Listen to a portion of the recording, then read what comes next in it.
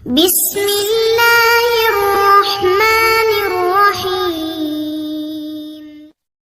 بسم اللہ الرحمن الرحیم والصلاة والسلام علی رسولہ الکریم وعلی آلہ وصحبہ اجمعین، اما بعد۔ میرے محترم بھائیوں، بہنوں، بچوں، بچیوں، عزیزوں، جاننے والے، نہ جاننے والے، السلام علیکم ورحمۃ اللہ وبرکاتہ۔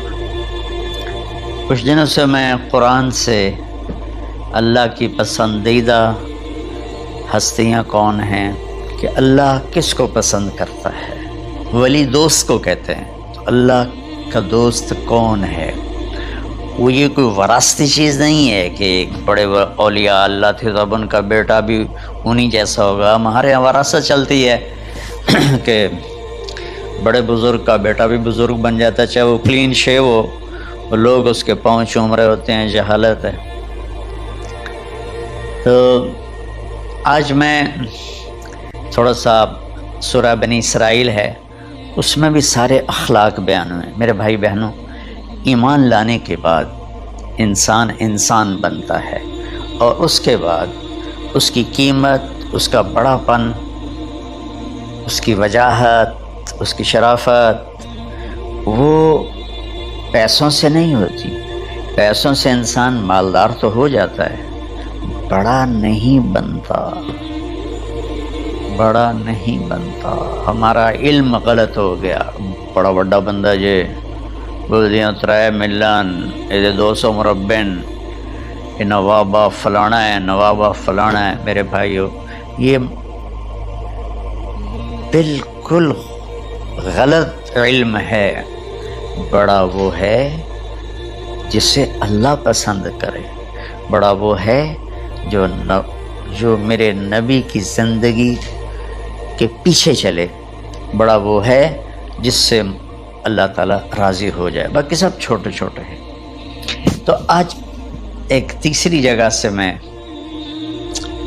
کچھ باتیں قرآن سے عرض کروں گا، جن کا تعلق ہمارے ایمان سے بھی ہے، اخلاق سے بھی ہے۔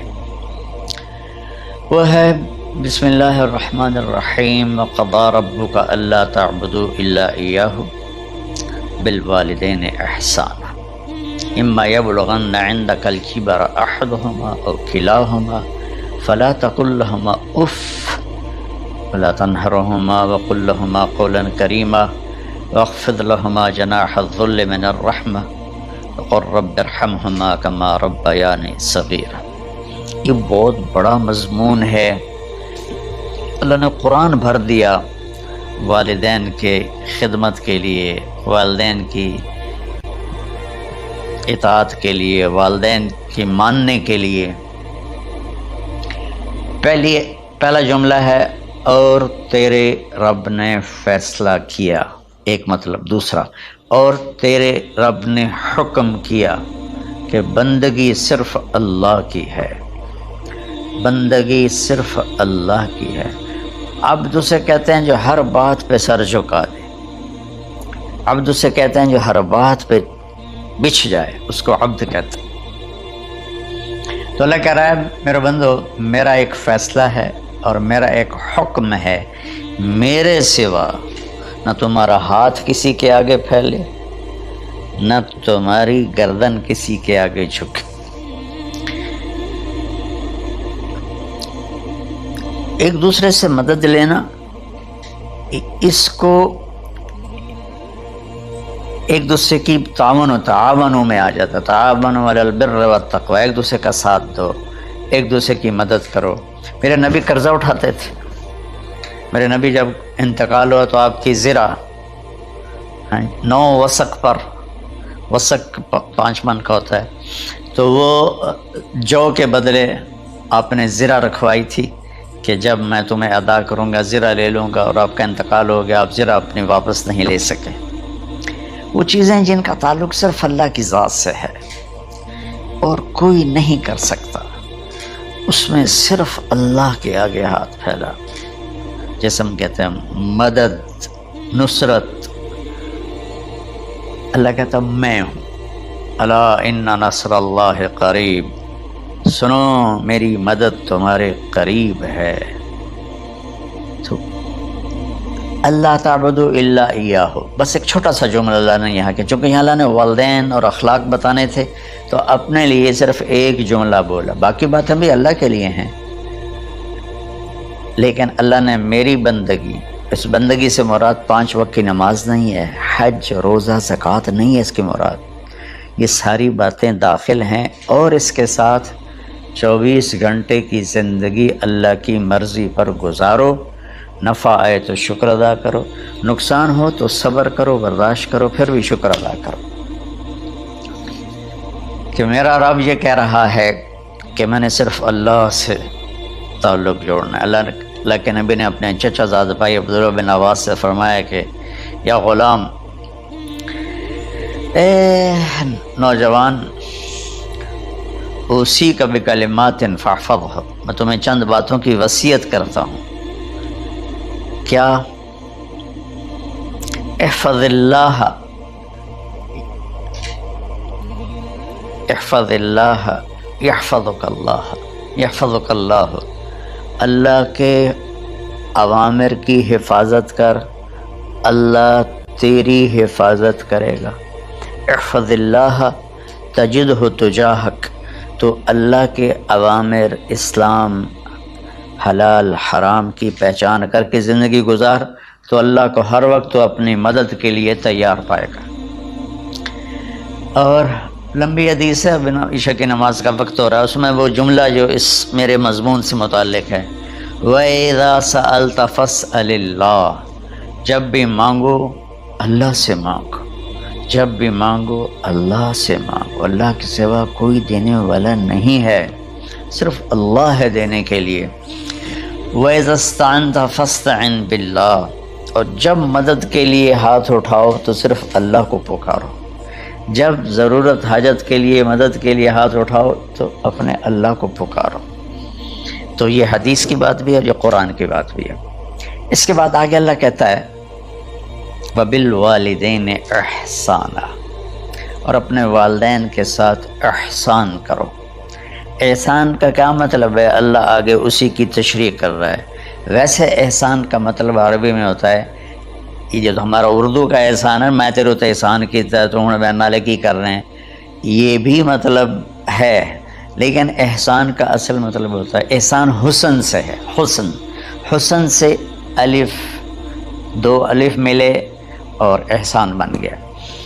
احسان کا مطلب ہوتا ہے کسی بھی کام کو جو دنیا کا ہے، دین کا ہے، اس سے انتہائی خوبصورت طریقے سے کرنا۔ جیسے کسی دلہن کا میک اپ ہوتا ہے نا، تو 5-6 گھنٹے 4 گھنٹے کے بعد وہ کہتی ہے، جو ہوتی ہے اس کا میک اپ کرنے والی، کہ جی بس یہ مکمل ہو گیا ہے اور اب اس سے آگے نہیں ہے۔ تو آخری انتہا، اچھائی کی آخری انتہا پر پہنچ کے کام کرنے کو احسان کہتے ہیں۔ تو میرا اللہ کہہ رہا ہے میرے بندو، اپنے والدین کے ساتھ وہ کرو کہ جو بھلائی کی، خدمت کی، ماننے کی آخری حد ہے۔ سبحان اللہ۔ وبالوالدین احسان، بالوالدین پہلے ہے، احسان بعد میں ہے۔ اللہ تعالیٰ نے باقی سب کو پیچھے کر کے فرمایا کہ دیکھو خاص طور پہ ماں باپ کے ساتھ وہ رویہ کرو کہ ان کے دل سے دعائیں نکلیں۔ چند دن پہلے ایک والد یوں ہاتھ اٹھا کے کہہ رہا تھا اپنے بیٹے، اکلوتا بیٹا، میں منگنا اللہ کو لو، اللہ تینوں چاہ لگے۔ باپ بیٹے کے لیے یہ دعا مانگ رہا تھا، اور بیٹا اکیلا ہے، یہ بد دعا باپ کر رہا تھا۔ تو بھائیو، ایسی اولاد نہ بنو جس ماں نے پیٹ میں 9 مہینے اٹھایا، پھر جننے کی تکلیف برداشت کی۔ ایک شخص آیا حضرت عبید بن عمیر کے پاس کہ حضرت میں نے ماں کو اپنے کندھے پہ بٹھا کے پیدل حج کرایا ہے، مینا لے گیا، عرفات لے گیا، مزدلفہ، پھر مینا، پھر مکہ، تو کیا میں نے ماں کا حق ادا کر دیا؟ میں نے فرمایا ولا طلقۃ واحدہ، بیٹا ابھی ایک طلقہ کا حق بھی ادا نہیں ہو۔ طلقہ کسے کہتے ہیں؟ جب بچہ پیدا ہونے کا وقت آتا ہے تو ماں کو دردوں کی لہریں اٹھتی ہیں، وہ اتنی خوفناک ہوتی ہیں کہ ماں چیخ چیخ کے رہ جاتی ہے، اور بعض اوقات ڈیلیوری لیٹ ہو جاتی ہے تو وہ تڑپتی ہے، روتی ہے۔ وہ جو لہریں ہیں نا پیٹ میں آتی ہیں جاتی ہیں، آتی ہیں جاتی ہیں، ایک لہر جو درد کی اٹھتی ہے اس کو کہتے ہیں طلقہ۔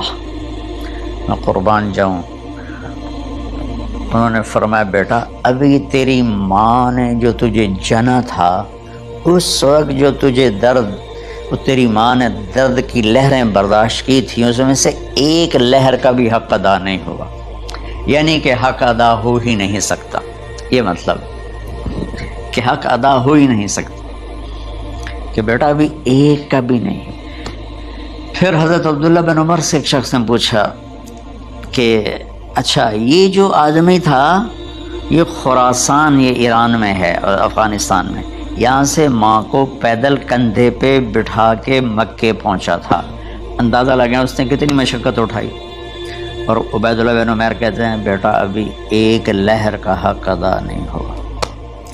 یہی سوال حضرت عبداللہ بن عمر سے کیا ایک شخص نے کہ حضرت میں نے اپنی ماں کو حج کرایا ہے، سارا میں نے پیدل کرایا ہے اور کندھے پہ اٹھا کے کرایا ہے، تو کیا میں نے ماں کا حق ادا کر دیا؟ ولا ظفرۃ واحدہ ولا ظفرۃ واحدہ۔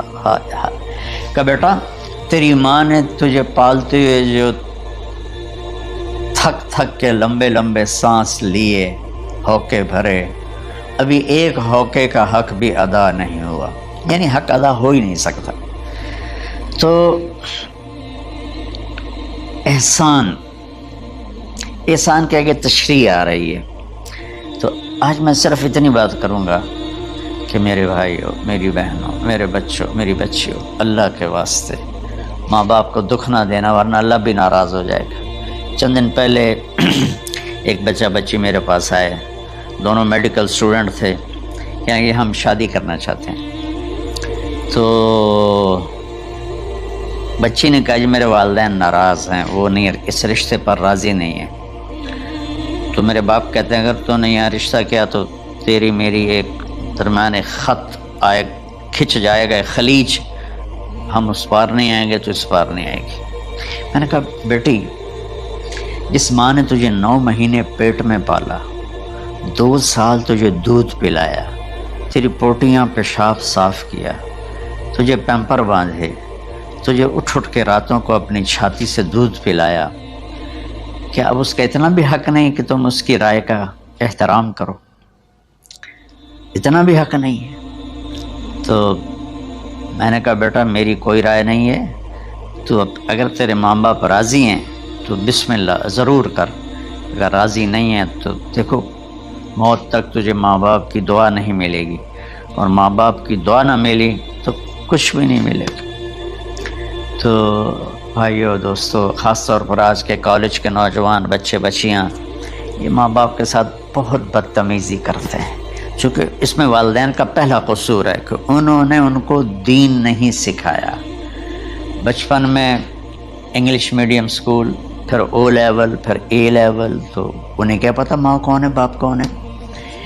ایک پرانی بات ہے، ایک شخص اپنے بیٹے کو لے کر آیا کہ یہ میرا بچہ ہے اور یہ فلاں جگہ شادی کرنا چاہتا ہے اور ہم میں سے کسی کی رائے نہیں ہے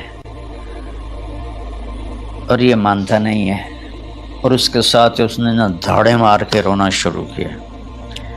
تو میں نے بچے کو دیکھا تو یوں کر کے بیٹھا تھا، اس کا باپ رو رہا ہے، ہچ کیوں تو ایسے بیٹھا ہو۔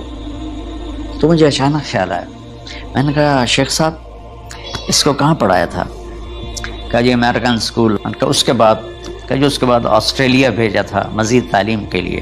ان کے شیخ صاحب اس بچے کا کوئی قصور نہیں، آپ کا قصور ہے، اس کو تو پتہ ہی نہیں میری ماں کیا ہے میرا باپ کیا ہے۔ ایک ہماری تہذیب تھی وہ ختم ہو گئی ہے، اس میں علم نہیں بھی تھا تو ماں باپ کے۔ میں نے اپنی آنکھوں سے دیکھا، میں نے اپنے دادا کو دیکھا لیکن میں یاد نہیں، لیکن جو میرے دادا کے چھوٹے بھائی تھے ان کو میں سنبھلتا ہوں، ان کو میں نے دیکھا ہے، 3ری 4تھی جماعت تک میں تھا۔ 61 میں ان کا انتقال ہوا، میری 9 سال عمر تھی، تو 8 سال۔ ان کے بیٹے جوان تھے، اور ڈیرے میں جب وہ بیٹھتے تھے تو ان کے بچے ان کے سامنے نہیں بیٹھتے تھے، ان کی پیٹھ کے پیچھے بیٹھتے تھے. اتنا ادب، حالانکہ چاروں کے چاروں دین نہیں جانتے تھے، تہذیب تھی، ثقافت تھی، جو آج کی تہذیب نے ہم سے سب کچھ چھین لیا. اب بھی آپ جاؤ بیٹا تھر پارکر میں گیا ہوں 2-3 دفعہ، اور وہاں مسلمان نے ہندو عورتیں جب گاڑی گزرتی ہے تو گھونگھٹ کو نیچے کر لیتی ہیں، اپنا چہرے کو فوراً چھپا لیتی ہیں. تو خیر بہرحال میں نے کہا شیخ صاحب اس بچے کا قصور نہیں، آپ کا قصور ہے. تو میرے بچوں، اپنے ماں باپ کو خوش کرو، راضی کرو. ان کا راضی ہونا اللہ کی رضا ہے. میں اس کی تفصیل انشاءاللہ آگے بتاؤں گا. آج میں صرف اتنا ہی میں نے تمہید باندھی ہے کہ ماں باپ کا کیا مقام ہے، ان کی کیا عزت ہے. ایک شخص آیا، یا رسول اللہ میرا باپ میرے پوچھے بغیر میرا مال خرچ کر لیتا ہے. آپ نے کہا بلاؤ. چونکہ بچے کا ذاتی مال اگر ہو تو شرع کے لحاظ سے باپ پوچھ کے استعمال کرے، بغیر پوچھے استعمال نہ کرے. جب اسے پتہ چلا کہ میرے بیٹے نے شکایت کی ہے، تو عرب کی شاعری تو مشہور تھی، انہیں دل میں کچھ اشعار پڑھے. جو آیا تو جبریل پہلے آ گئے، یا رسول اللہ، اللہ تعالیٰ کہہ رہے ہیں آپ اس سے پوچھیں وہ شعر بتاؤ جو تیرے کانوں نے تو نہیں سنے، تیرے دل میں آئے تھے اور اللہ نے سن لیے. تو اللہ کے نبی نے فرمایا بھائی تیرا انشاءاللہ کیس سنتے ہیں، لیکن پہلے وہ شعر سناؤ جو تم نے تو نہیں کہے زبان سے پر اللہ نے سن لیے ہیں. تو پھر اس نے وہ اشعار پڑھے، اور اس کے آگے کیا ہوا یہ میں انشاءاللہ اگلے کلپ میں بتاؤں گا کہ باپ کا کیا مقام ہے، ماں کا کیا مقام ہے. السلام علیکم ورحمۃ اللہ.